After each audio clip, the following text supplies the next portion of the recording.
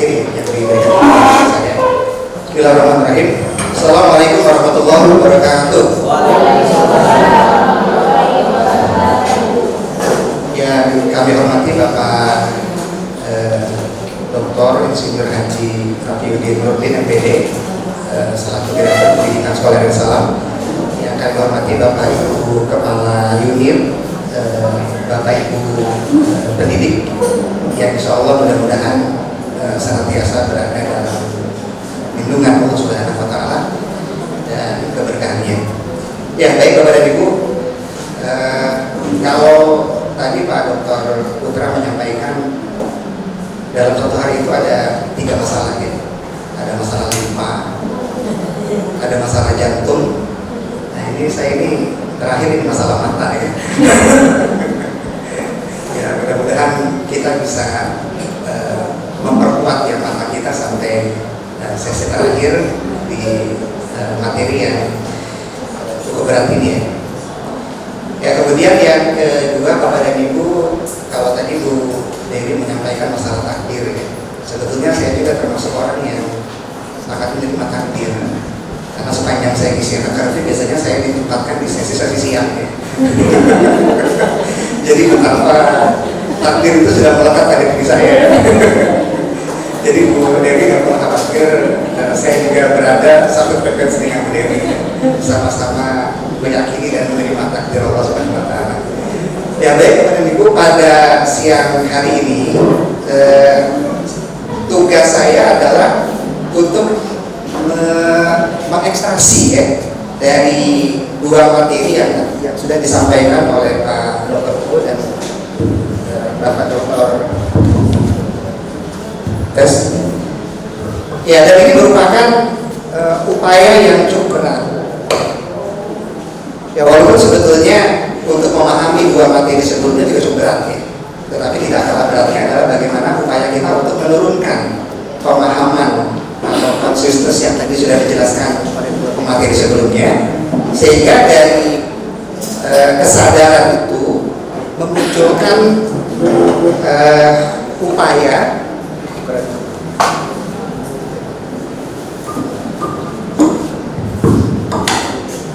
yang upaya itu nantinya tentunya menuntut kita untuk merumuskan dalam sebuah strategi. Jadi bagaimana menstrategikan kesadaran yang disampaikan oleh Pak Dr. Teguh dan juga kesadaran yang disampaikan oleh Bapak Dr. Putra tadi ya, dalam satu strategi yang mudah-mudahan diharapkan bisa memberikan dampak ya terhadap perkembangan dunia pendidikan di Sekolah Darussalam ya maupun di Kabupaten Bogor ya. Apalagi kalau mudah-mudahan kita juga bisa semakin memperkuat ya posisi kita di secara nasional. Jadi Bapak dan Ibu, kalau kita bicara masalah kesadaran, tadi kita sudah bicara tentang kesadaran yang dimunculkan ya dari aspek internal, dari aspek eksternal ya. Dan mungkin saya tidak mencoba untuk mengelaborasi lagi apa itu kesadaran secara terminologis ya. Tetapi kesadaran ini Bapak dan Ibu sangat penting. Jadi kalau kita melakukan sesuatu tanpa consciousness, tanpa kesadaran, maka tidak akan mungkin terjadi perbaikan dan perubahan. Jadi kesadaran itulah yang pada akhirnya akan menuntut kita untuk memotivasi dan mendorong kita untuk jauh lebih baik ya, dibandingkan dengan apa yang sudah kita lakukan sebelumnya. Tadi sudah dipaparkan di awal pembukaan bahwasannya kita menghadapi masalah-masalah eksternal dan internal yang begitu berat. Ya, masalah eksternal tentunya kalau yang saat ini berdekatan dengan apa yang kita alami ya adanya keinginan pejabat setempat ya untuk melakukan penyesuaian sekolah Darussalam sehingga menjadi sekolah negeri misalkan ya. Nah, sementara di sisi yang lain, di sisi internal kita saat ini kita menghadapi satu problem, penurunan jumlah peserta didik atau reguler. Di satu sisi juga ada peningkatan peserta didik berkebutuhan khusus. Kalau tadi di SMP dan di SMA kenaikannya sampai 100% ya di rata-ratakan dari beberapa tahun sebelumnya. Sementara kalau di SMP Bapak dan Ibu itu kenaikannya kalau 3 atau 4 tahun sebelumnya kita rata-ratakan sampai 50% PDBK di SMP. Itu juga hal yang sama juga terjadi di SD, ya. Tingkat kepercayaan masyarakat sehingga putra putrinya ini sekolah kita ini itu menjadi sebuah tantangan sendiri. Yang kalau itu tidak didasari pada kesadaran, itu rasa-rasanya tidak akan mungkin kita bisa melampaui harapan-harapan besar orang tua kita maupun masyarakat. Oleh karenanya pada siang hari ini kita coba membuat bagaimana strategi peningkatan kapasitas proses dan kolektif yang mesti kita lakukan di tahun pelajaran 2024-2025 atau bahkan mungkin nanti bisa kita lanjutkan di fase-fase berikutnya.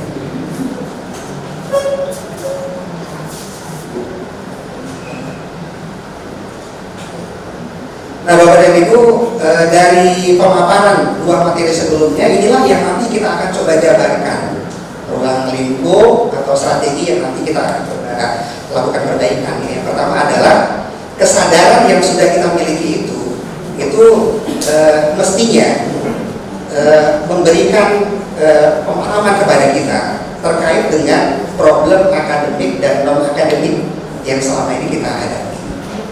Jadi kalau kita tidak menyadari adanya problem akademik dan non akademik, ini rasa-rasanya kita akan sulit untuk melakukan perbaikan-perbaikan ke depan. Dan problem akademik dan non akademik Bapak dan Ibu saat ini itu jauh lebih kompleks dibandingkan dengan apa yang kita hadapi sebelumnya. Sehingga karena kompleksitasnya tinggi, mau tidak mau tingkat kesadaran kita untuk menyelesaikan problem itu mesti ditingkatkan lagi. Jadi kalau tingkat kesadaran kita masih menggunakan tingkat kesadaran yang saat ini dengan problem yang begitu meningkat, itu tidak akan mampu memberikan solusi perbaikan untuk sekolah kita ini. Dan mungkin nantinya sekolah kita ini mungkin akan tergerus dengan sekolah-sekolah baru yang mungkin mereka bisa menyajikan problem yang dihadapi baik akademik maupun non akademik. Nah, ini yang pertama PR kita. Tadi sudah dipaparkan oleh 2 materi sebelumnya ya, bagaimana problem yang kita hadapi di akademik dan akademik. Kemudian yang kedua Bapak dan Ibu, terkait dengan problem akademik dan non akademik ini, kan sebetulnya kita sudah melakukan banyak hal ya. Satu hal yang biasanya kita lekatkan dalam aktivitas kita itu adalah efektivitas dari asesmen dan intervensi yang selama ini kita lakukan. Ya, 2 nomenklatur ini biasanya kita kenal di ranah akademik maupun non akademik. Ya, ada asesmen, ada intervensi, dan turunannya dari kedua hal itu. Jadi ini juga penting karena problem akademik dan non akademik kalau tidak ditunjang ya dengan pemahaman kita yang utuh terhadap asesmen dan intervensi, itu rasa-rasanya juga tidak akan memberikan dampak ya terhadap apa yang kita harapkan. Nah ini yang kedua Bapak dan Ibu, dari apa yang tadi sudah disampaikan oleh 2 materi sebelumnya ya, sehingga pada akhirnya kalau meminjam istilahnya Pak Dr. Putra itu ya, bagaimana akal yang kita miliki itu bisa berubah, meningkat menjadi intuisi. Begitu ya tadi penjelasannya ya? Begitu atau lupa? Ya, syukur-syukur kalau intuisi yang kita miliki itu juga naik tingkat menjadi ilham. Ya, tapi kayaknya kalau menjadi wakil nggak mungkin ya. Nah ini yang kita harapkan Bapak dan Ibu dari 2 penjabaran problem akademik dan non akademik dan upaya kita untuk menganalisa efektivitas asesmen dan intervensi ini diharapkan menghasilkan rumusan yang didasari pada akal dan ilham. Ya, walaupun mungkin kita belum sampai pada tahap itu ya, tapi kesadaran yang sampai kepada ilham itu insya Allah kan kesadaran yang sudah didasari pada pemahaman religius kita ya, dalam melihat masalah-masalah yang ada. Ini kalau dalam konteks Dr. Putra ya, tapi kalau dalam konteksnya Dr. Swasto ini beda lagi ya. Jadi bagaimana mind ya, akal budi kita itu bisa mendorong 4 hal Yang pertama memperkuat thinking, ya, memperkuat feeling, memperkuat experiencing, dan memperkuat story. Itu kalau Bapak Ibu baca bukunya Robert Coleman ya, terkait dengan rationality dan human behavior ya, itu disebutkan bahwasannya mind. Jadi dia itu membedakan ada brain, ada otak, ada pikiran, ya, mind. Nah, mind inilah yang mendorong seseorang untuk tadi berpikir, ya, thinking, kemudian yang kedua merasakan, feeling, kemudian yang ketiga mengalami. Ya, tadi bahasanya Pak Putra itu kalau kita naik motor, itu jangan sambil lihat kanan kiri saja, tapi sambil zikir misalkan. Ya. Itu juga kan upaya kita untuk experience. Kemudian yang keempat story. Story itu adalah menyimpan. Ya. Dan semua kinerja mind ini sangat bergantung kepada optimalisasi panca indera kita ya.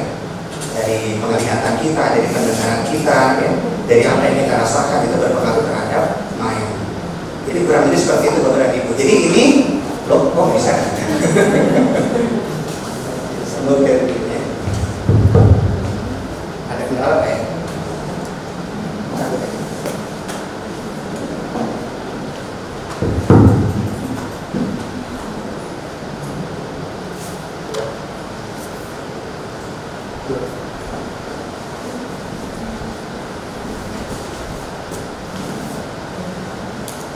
Yang berikutnya sambil bisa dilihat di slide kepada Ibu ya. Yang ketiga itu adalah kita perlu mengaktifasi satu bentuk keterampilan ya.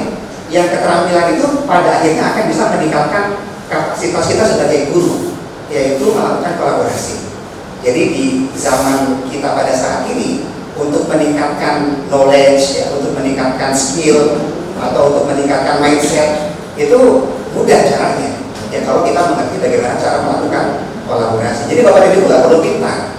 Ya karena kepintaran itu kan sebetulnya sudah dimiliki oleh banyak orang ya. Tinggal bagaimana kita mengkolaborasikan knowledge, yang mengkolaborasikan skill sehingga menjadi sesuatu yang bermanfaat buat pengembangan pendidikan.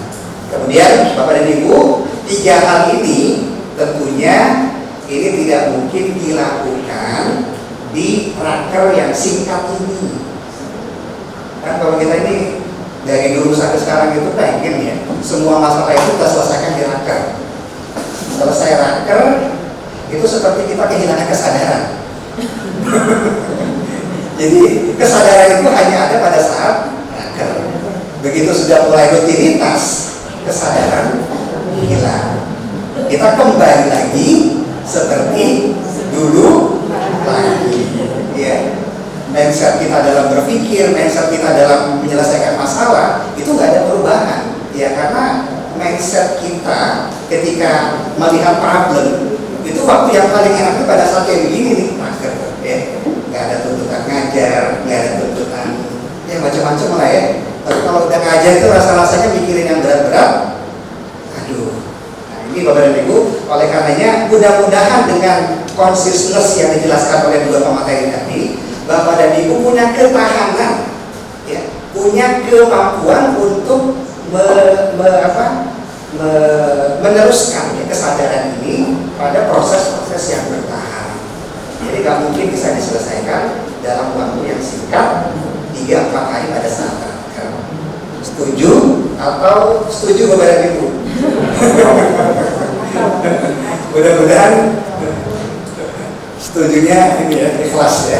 Nah, inilah 4 gagasan-gagasan strategi yang nantinya kita akan coba lakukan Bapak dan Ibu untuk eksistensi kita ke depan. Ya, mudah-mudahan di tahun pelajaran 2025-2026 semua kelas-kelas yang tadinya kosong kita terisi. Ini harapan kan besar ya. Nah, tinggal bagaimana konsistensi kita dalam melakukan perbaikan proses ini. Jadi mohon ya, kalau kita ingin eksis, Bapak dan Ibu ya tadi melakukan kolaborasi, mencermati problem-problem yang kita hadapi dan mencicil secara bertahap ya apa yang perlu kita lakukan. Bapak dan Ibu sudah tahu apa yang perlu dilakukan kalau mau dicicil? Sudah tahu? Kalau belum tahu maka apa?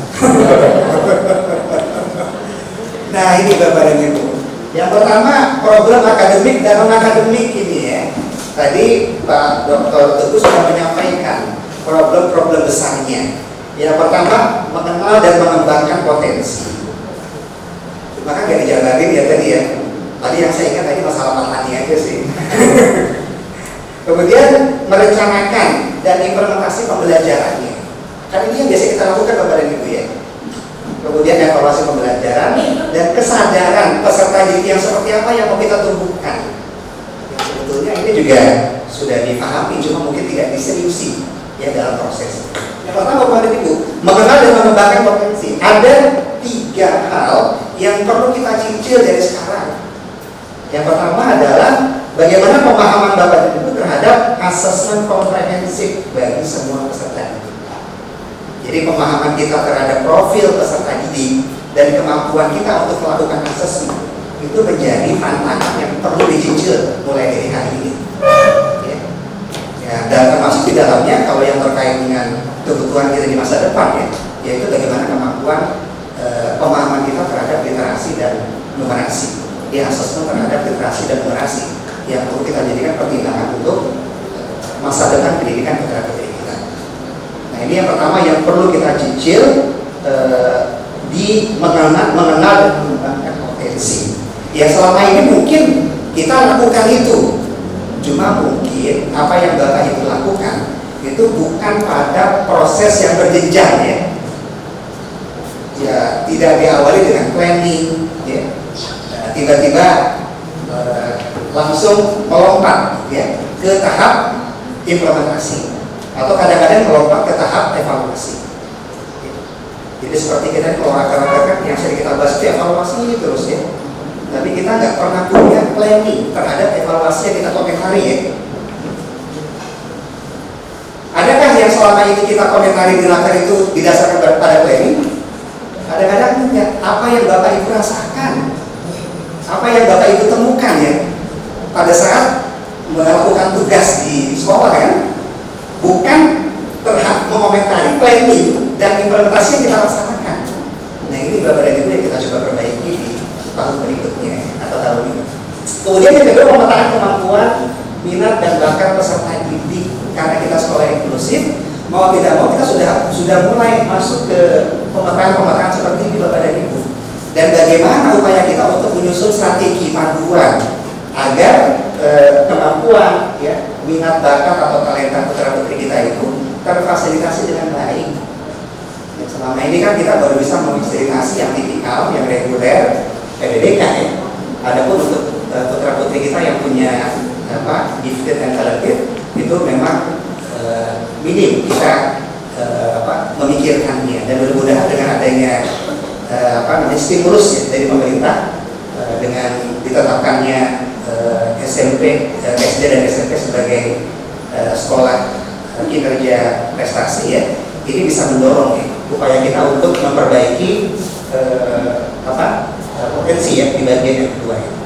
Kemudian yang ketiga pengembangan manajemen kemampuan minat dan bakat dan ekosistem talenta ramah dan inklusif. Jadi Bapak dan Ibu, ini juga tidak kalah pentingnya karena untuk melakukan pemetaan kita membutuhkan pengembangan manajemen, dan pengembangan manajemen ini nantinya akan berujung kepada strategi yang mau kita lakukan seperti apa ya, agar problem-problem yang kita temukan di kelas ya, seperti mungkin tadi masalah ekosistem lingkungan belajar ya, yang kurang ramah ya. Saat ini kita dihadapkan pada problem putra-putri kita yang semakin meningkat tingkat bullyingnya ya, walaupun tidak sampai kepada tingkat bullying fisik ya, tapi berada pada tataran bullying yang memang perlu kita waspadai ya. Kata-kata yang kurang tepat ya diucapkan ke teman-temannya, dan ini juga nanti akan menyinggung kepada kesadaran beragama putra-putri kita. Dan juga yang berikutnya tidak hanya ramah tapi juga inklusif. Nah, jadi Bapak dan Ibu, ini bagian yang pertama yang perlu kita perkuat ya di problem akademik ya. Dan itu juga bisa jadi apa yang kami pahami sebagai problem itu bukan problem buat Bapak dan Ibu ya. Tinggal dilihat lagi apakah ini betul-betul problem atau memang belum sampai pada sebut ya sebagai masalah yang perlu dikaji lebih dalam.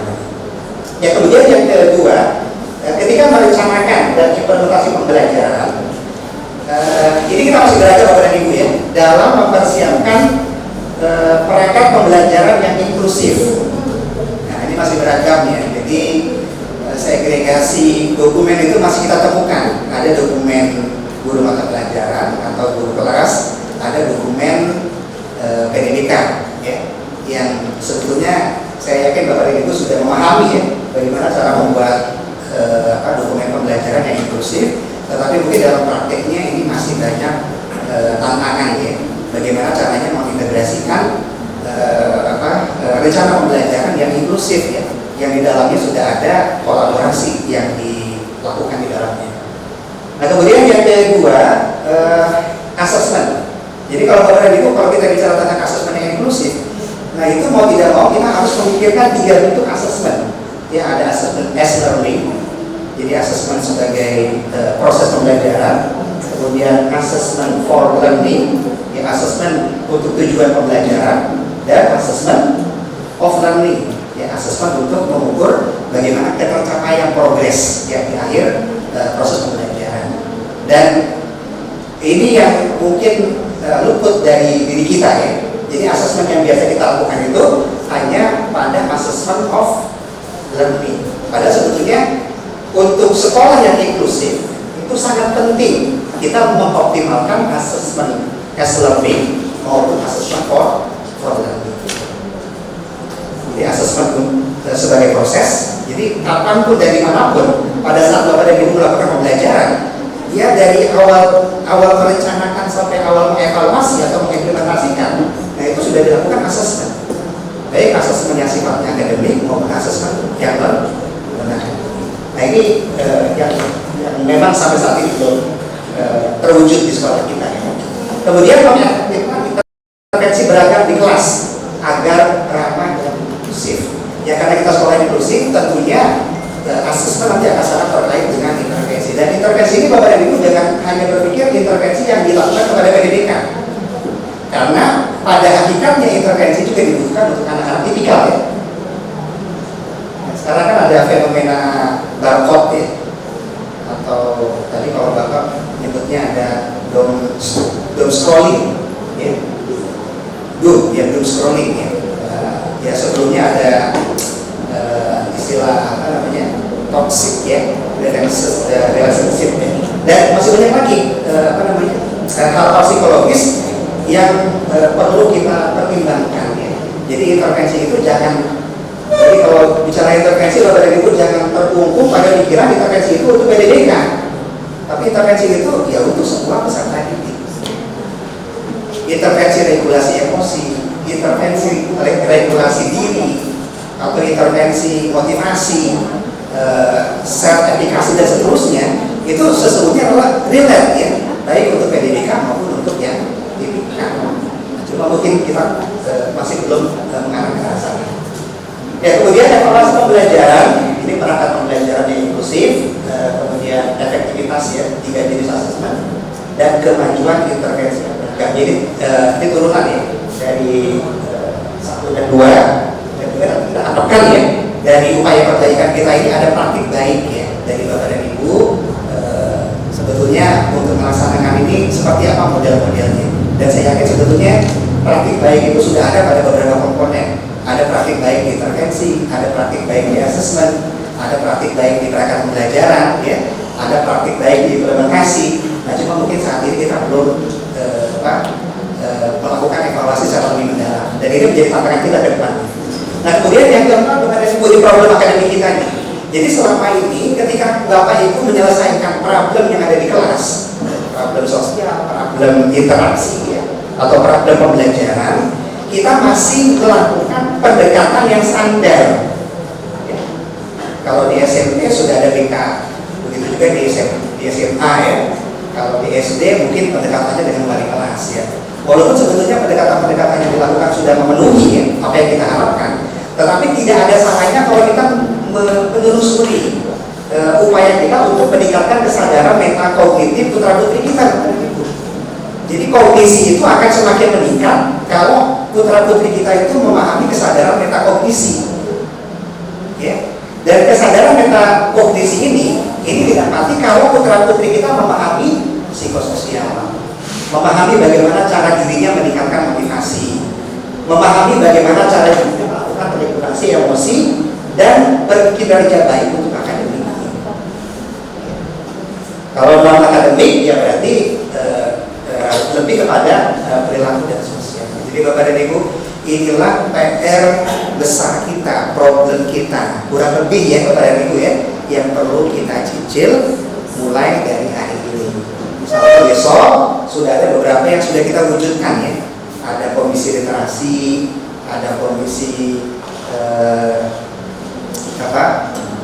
studio ya, studio, kemudian ada komisi SNC ya, SN, mungkin juga nanti ada tambahan-tambahan 2 komisi lainnya ya, yang merupakan kesadaran kita terhadap problem-problem yang kita hadapi.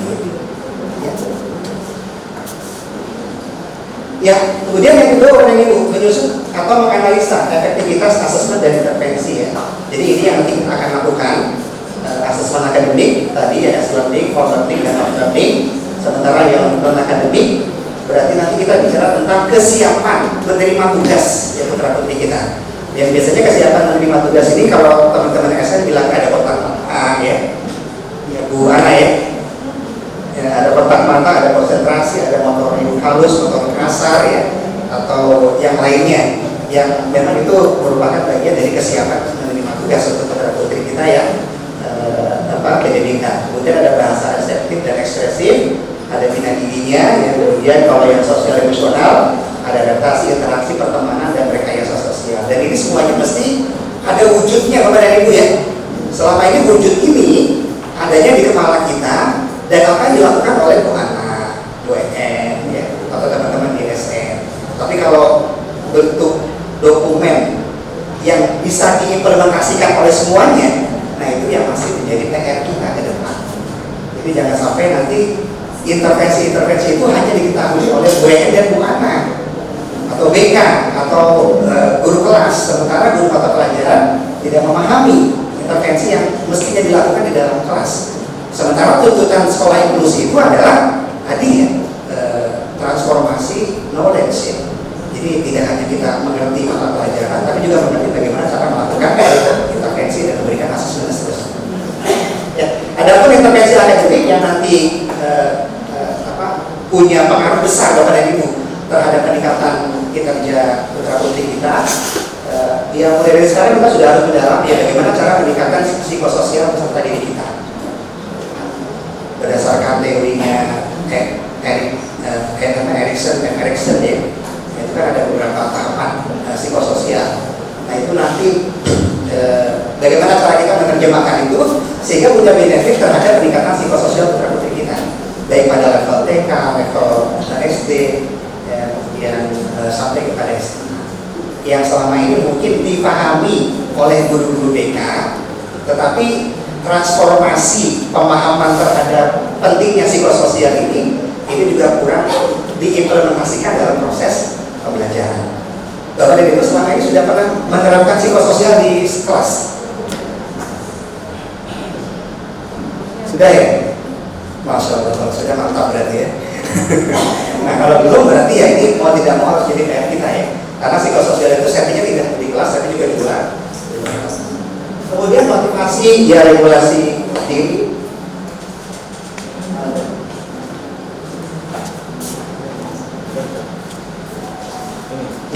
Ya sampai kepada keterampilan belajar, akademik, keterampilan sosial. Nah ini PR kita yang memang ini sengaja saya list, saya buatkan daftar seperti ini. Ini sebagai bagian dari apa yang perlu kita pertimbangkan ya untuk meningkatkan performa belajar putra putri kita untuk semua peserta didik, ya, tidak hanya tipikal tapi juga PDBK. Ya lanjut. Nah, adapun kapasitas pendidik ya dan aktivasi kolaborasi ini ada 3 hal ya. Saya yakin bahwa Ibu di raker sebelumnya kita sudah banyak bicara tentang kolaborasi ya. Jadi saya nggak perlu ulang lagi apa itu kolaborasi. Tapi intinya yang kita harapkan dari perbaikan proses kita itu yaitu kolaborasi itu bisa dilakukan pada semua level, ya, guru, GPK, staf, dan para sekolah, orang tua, para profesional, ya, dan juga masyarakat.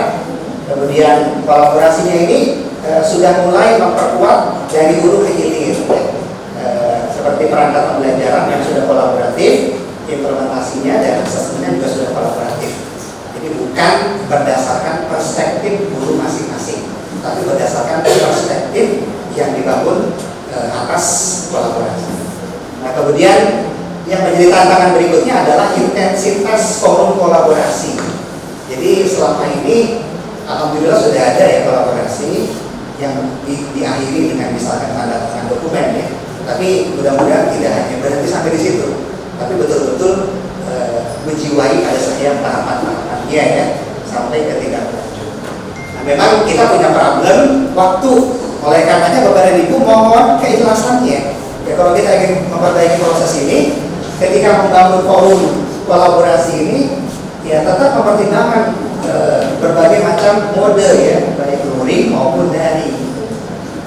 Jadi kalau daring, kalau luring kan biasanya Bapak dan Ibu nggak pernah ketemu tuh jadwalnya, ya, sering bentrok, ya. Tapi kalau misalkan kita kembangkan dua model ini, ya, misalkan daring, misalkan email atau dengan berbasis Google Doc, ya, atau banyak, ya, model-model luring yang lain. Jadi kalau luring itu, kalau daring Bapak dan Ibu jangan berpikir Zoom, ya, tapi ada bentuk-bentuk yang lain yang mempermudah kita untuk melakukan kolaborasi. Dan ini memang harus dibentuk, ya. Jadi kolaborasi itu bisa dalam bentuk luring, bisa dalam bentuk daring. Karena kalau hanya semata-mata luring, itu saya yakin, ya, tidak akan mungkin bisa menyelesaikan kolaborasi yang kita lakukan. Ya, jadi 3 poin ini. Adapun yang lainnya saya kira Bapak dan Ibu sudah cukup memahami.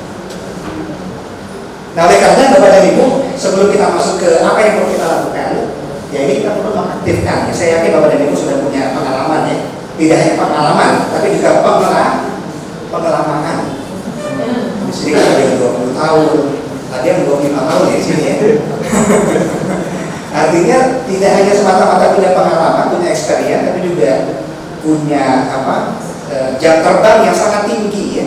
Nah, sehingga potensi penuh ini memang baiknya diarahkan dengan tadi kesadaran, ya, maksud tadi itu supaya bisa melakukan perbaikan berkelanjutan, ya, terencana sesuai dengan yang tadi problem yang kita hadapi saat ini.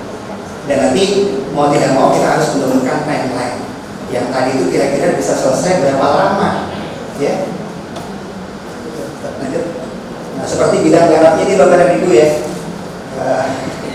mengenal dan mengembangkan potensi. Berarti kan pada saat kita mengembangkan, memperkuat bidang garap ini kan tidak hanya perencanaan, tapi juga berkaitan dengan bagaimana pelaksanaannya, bagaimana evaluasinya, bagaimana perbaikan dan tindak lanjutnya. Sehingga konsistensi kita dalam melakukan perbaikan itu terarah, terukur.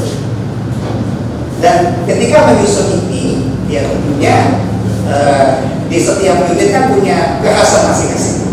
Dan oleh karenanya diharapkan setiap unit memiliki kesadaran melakukan perbaikan-perbaikan ini dan menurunkannya kepada tim yang memang relevan, ya, untuk melakukan perbaikan-perbaikan.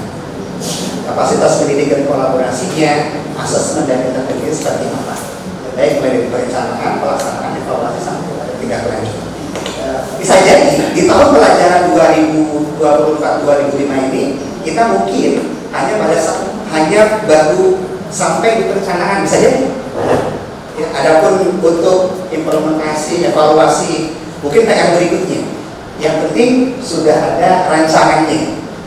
Barangkali seperti itu kalau memang kita mau bertahap melaksanakan.